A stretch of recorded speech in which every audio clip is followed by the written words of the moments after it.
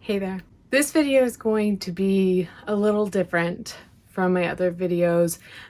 Just to be honest, it is late for me here and I need to get to bed soon, but I also have chores to do. But I really wanted to hop on and get all this off my chest.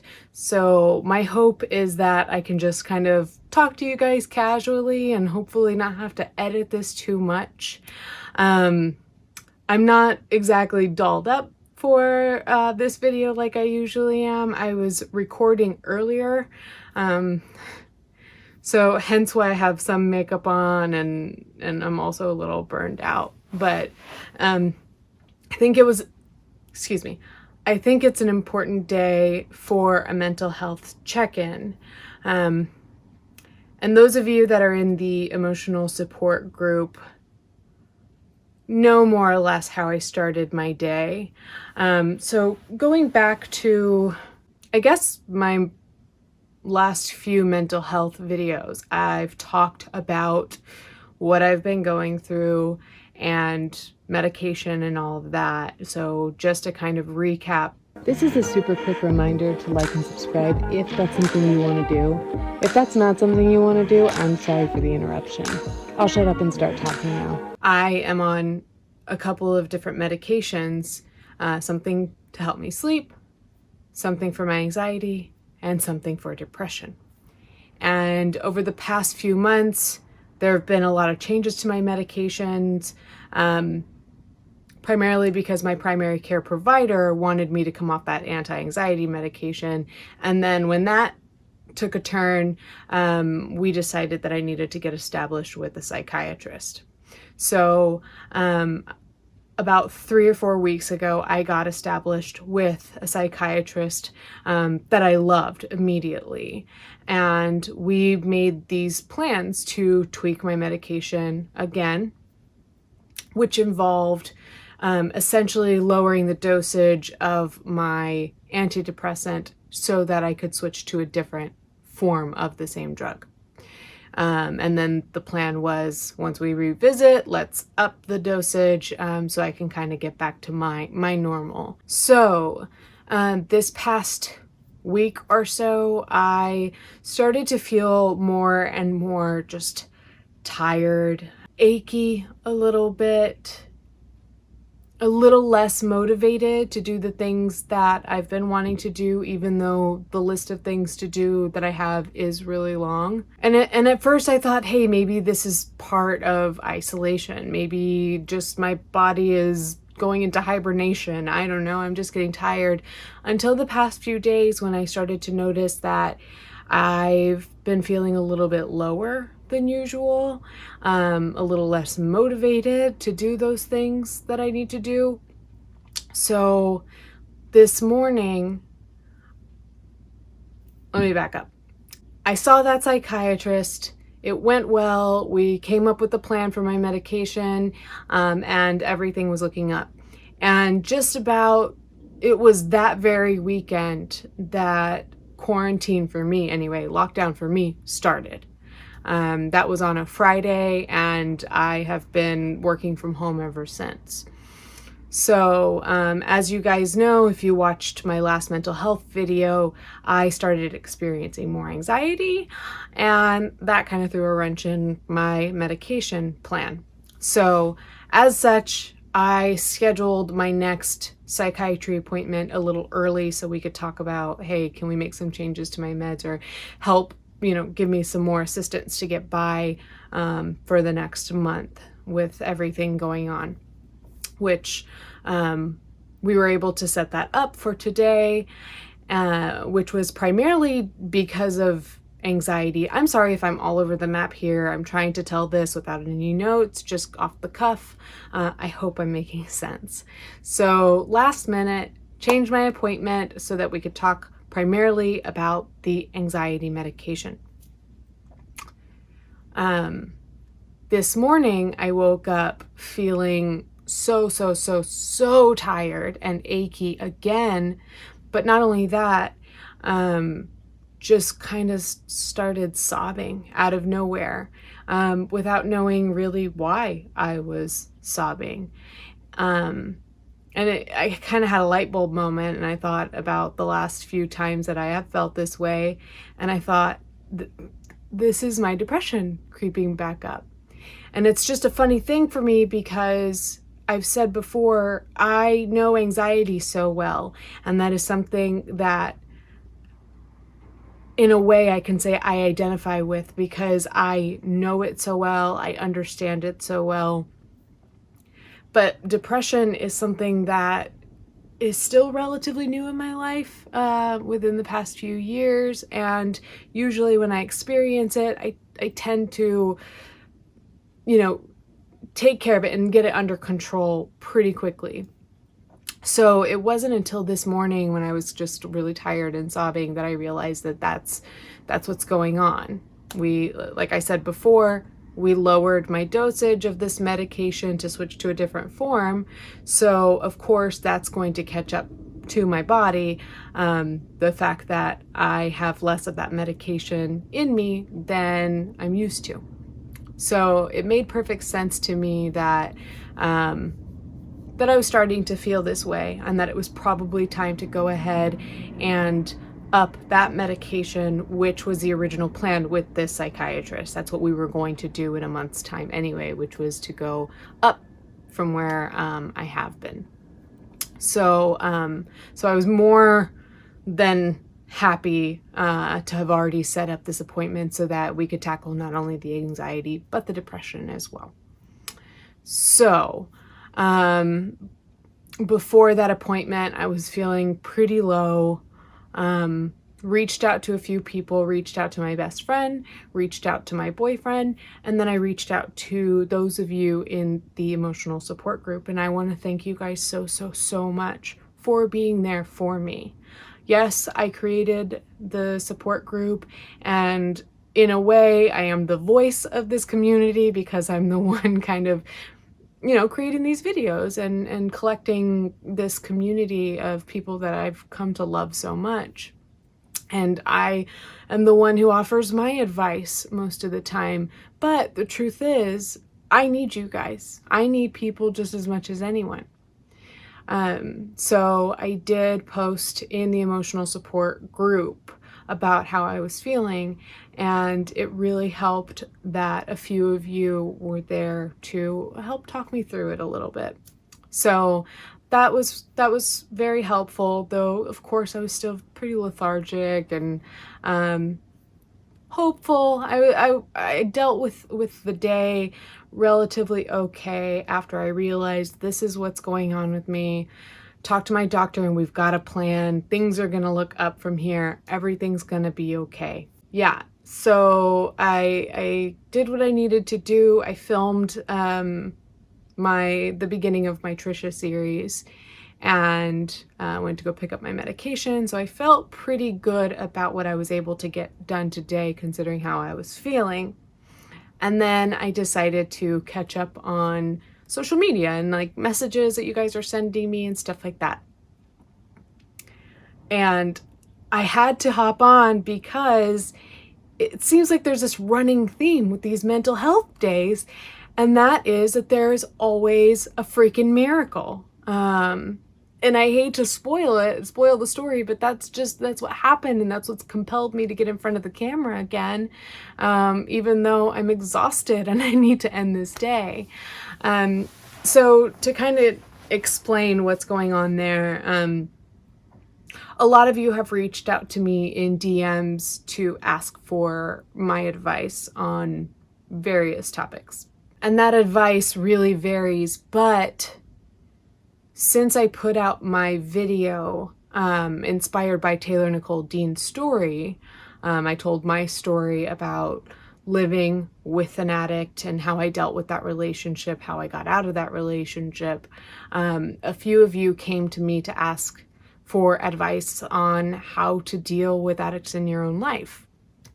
So, and I love being approached with questions about that. I love getting a chance to offer my help and my advice. So I encourage you guys to keep reaching out. But there was one person in particular who reached out to me. This woman has been in a marriage for 5 or so years with an addict who is actively using. And she wanted my advice. How do I deal with this? How do I leave? Do I do something to help him get better? What do I do? And I had to be very, very careful and mindful of the advice I was giving, because for one, I never want to tell somebody to leave a relationship. I'm very careful about that. I never know the full circumstances. Now, of course, if I heard that this person were being beat, I would probably encourage them to get the heck out right away.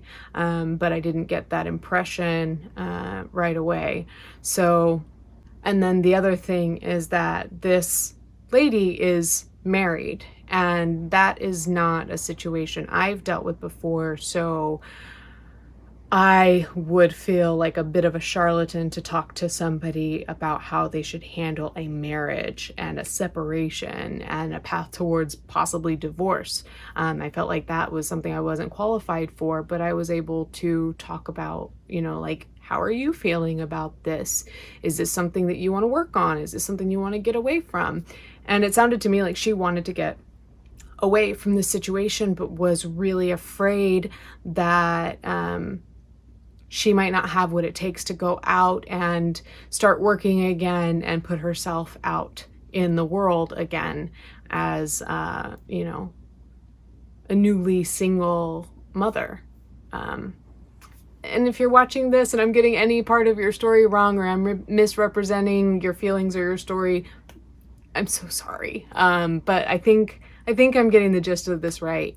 But the point is, that I'm not getting to the point, but to progress along with the story, let's say once a week, she'd check in with me and say, like, oh, this is what's happening now.